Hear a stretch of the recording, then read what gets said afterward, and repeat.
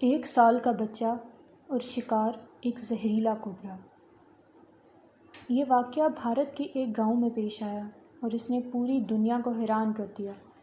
भारत की रियासत बिहार के मगरबी चंपारण ज़िले में वाक़े एक दूर दराज गांव मोहची बंटवा में सिर्फ 1 साल का बच्चा गूंज कुमार घर के सहन में खेल रहा था।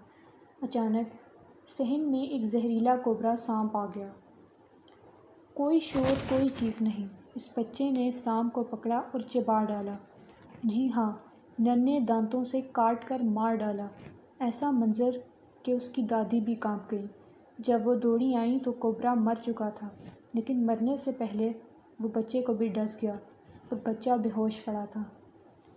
बच्चे को फ़ौरन करीबी प्राइमरी हेल्थ सेंटर ले जाया गया, जहाँ से उसे बेतिया के गवर्नमेंट मेडिकल कॉलेज मुंतकिल किया गया।